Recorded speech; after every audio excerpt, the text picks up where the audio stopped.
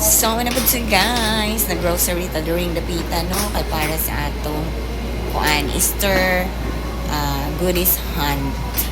So, instead na egg hunts, wala mo ko makita guys nga mga kuan.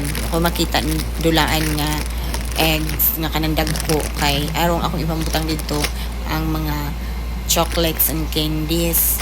So, dili man gud sa among lugar guys.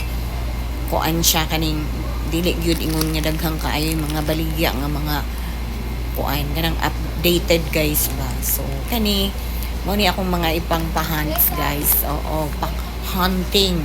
Yes, kana sila. Para sa mga bata, para sa akong ate, para sa akong bayaw, para sa mga pag-umangkon, mga silingan nga mga bata. Oo, simple ra good guys. Actually, ang akong partner ang nagbuot ani guys. Ano siya, mamalik pa akong mga candies kay, you know na, ang western countries ba yan? Ana ba yan sila pag Easter. So, okay.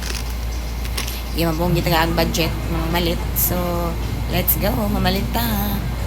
Bibugay kay guys, kapati ang akong nga pag-umangkon, akong gipamalitan og mga kana pares ana ipalit ko ana in can tapos ang akong bayaw ganaan po siya ng RAM o lingon akong partner nga sige palitin mga inana para pagpakatawa lang good. Ito na nang ipakash guys siya uli na ta and then ang mga bata diha na nagsugod guys ang atong goodies hunting o mga candies na diha guys ako lang nang papaspas.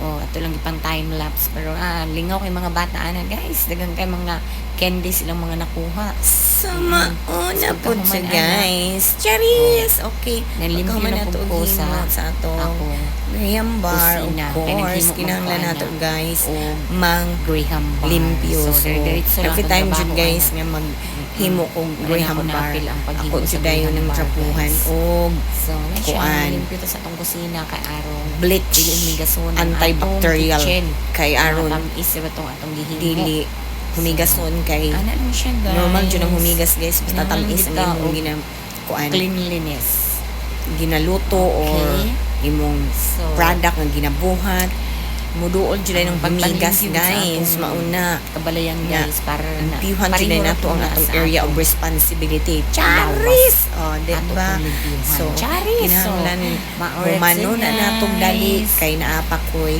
buhaton sa gawas magpa kuan pa ko Easter hunt. Mo to babay mo